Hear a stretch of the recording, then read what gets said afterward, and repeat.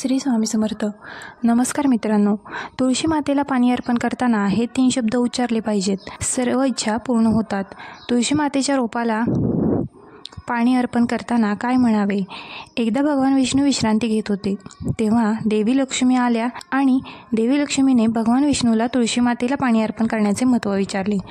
तेव्हा भगवान विष्णूने तिला त्याचे महत्त्व सांगितले.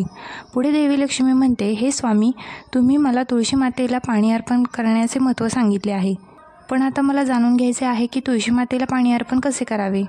तुळशी मातेला पाणी अर्पण करण्याची सर्वोत्तम पद्धत कोणती आहे आणि तुळशी मातेला पाणी अर्पण करण्याचा मंत्र कोणता आहे?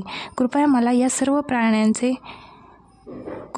या सर्व प्रश्नांचे उत्तर सांगा.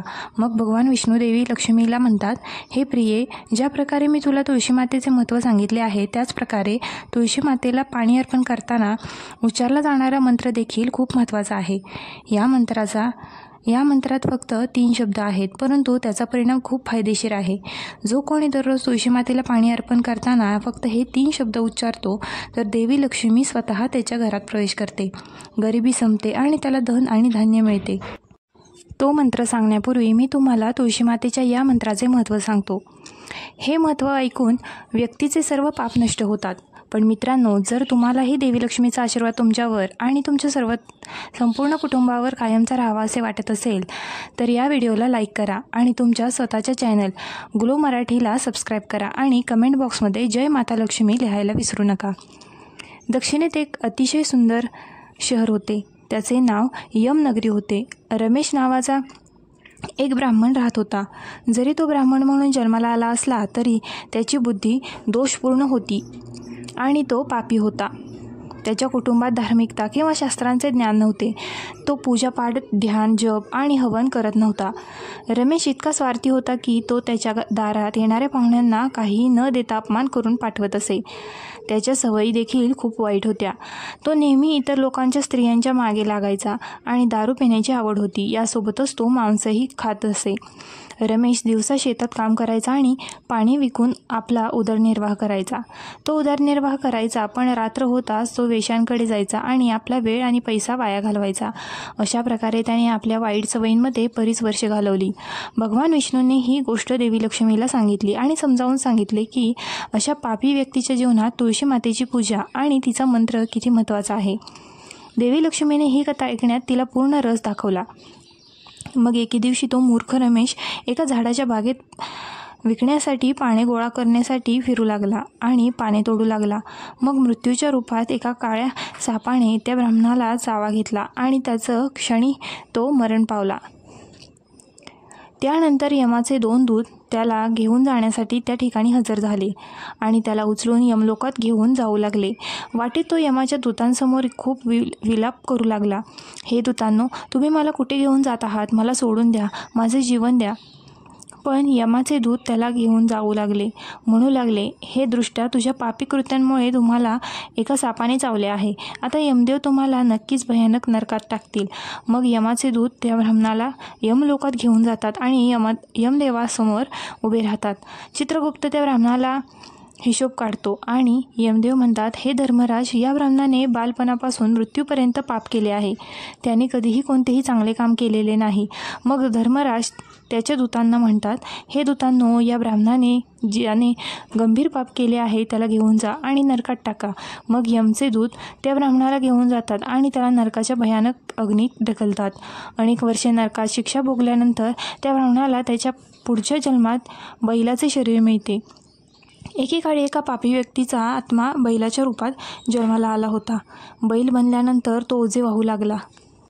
त्याच्या मालकाने त्याला रात्रंदिवस काम करायला लावले आणि त्याला विश्रांती मिळाली नाही. हळूहळू जेव्हा त्या बैलाची ताकद कमी होऊ लागली तेव्हा त्याच्या मालकाने त्याला एका लंगड्या माणसाला विकले. त्या लंगड्या माणसाने त्या बैलाला आपले हत्यार बनवले आणि त्याच्या पाठीवर बसून सर्वत्र फिरत असे.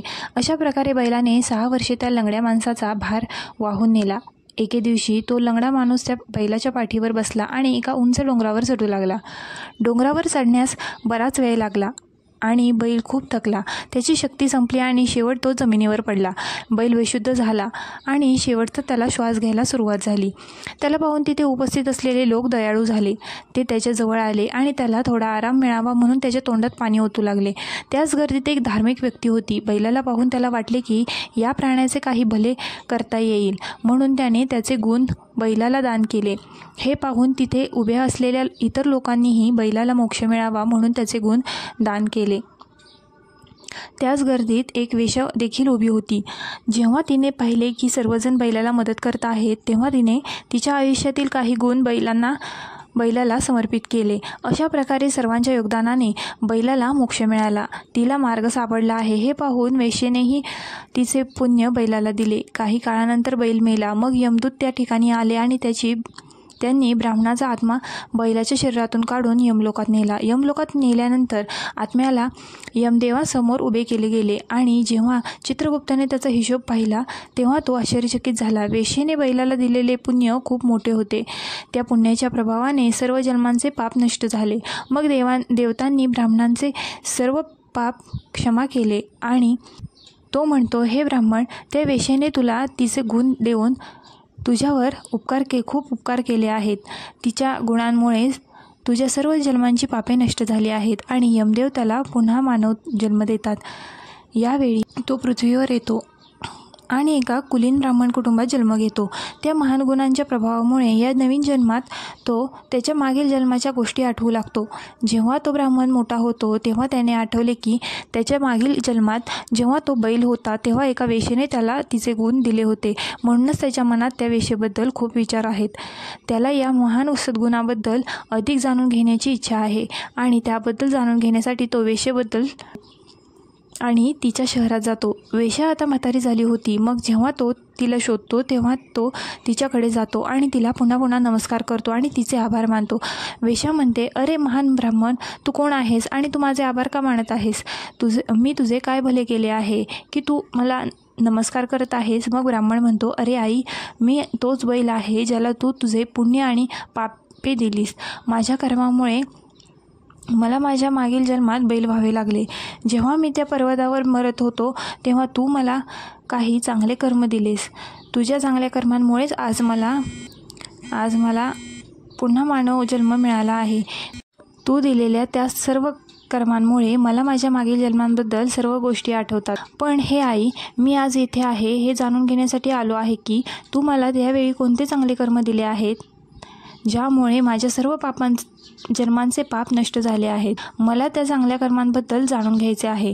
मग वेश्या म्हणाली, हे महान ब्राह्मण, मी माझ्या आयुष्यात कोणतेही चांगले कर्म केलेले नाही. पण माझ्या घरात एक पोपट आहे जो पिंजऱ्यात राहतो आणि नेहमी असे काहीतरी सांगत राहतो जे ऐकल्यानंतर माझे अंतरात्मा शुद्ध झाले आहे. तो पोपट वेश्या आणि ब्राह्मणाकडे पाहून म्हणाला, मी तोच पोपट आहे ज्याने तो मंत्र उच्चारला आहे आणि मी त्या मंत्राचे पुण्य तुला दान केले होते. हे ऐकून वैश्य आणि ब्राह्मण उत्सुकतेने त्याला विचारू लागले, हे शुक, हा कोणता मंत्र आहे ज्याने आमचे प्राण वाचवले आहेत? तुला हा मंत्र कोणी शिकवला आणि त्याचा अर्थ काय आहे? त्यांचे ऐकल्यानंतर पोपटाने त्याची कहाणी सांगायला सुरुवात केली. तो म्हणाला, हे महान ब्राह्मण, माझ्या मागील जन्मात मीही एक ब्राह्मण होतो. पण मी माझ्या ज्ञानाच्या अहंकाराने इतका आंधळा झालो होतो की मी माझ्या शिक्षकांचा कधीही आदर केला नाही. मी नेहमीच त्यांचा अनादर करायचो आणि माझ्या ज्ञानाचा इतका अभिमान होता की माझा स्वभाव रागवलेला आणि द्वेषाने भरलेला होता. मी विचार करायचो की मी सर्वोत्तम आहे आणि या अभिमानाने मी विद्वान लोकांचाही अनादर करायचो. हळूहळू माझे आयुष्य संपले आणि जेव्हा मी मरण पावलो तेव्हा मला यमलोकात नेण्यात आले, जिथे माझ्या कर्माचा हिशोब देण्यात आला. व्हिडिओ आवडला असल्यास आपल्या ग्लो मराठी चॅनलला लाईक, शेअर आणि सबस्क्राईब करायला विसरू नका.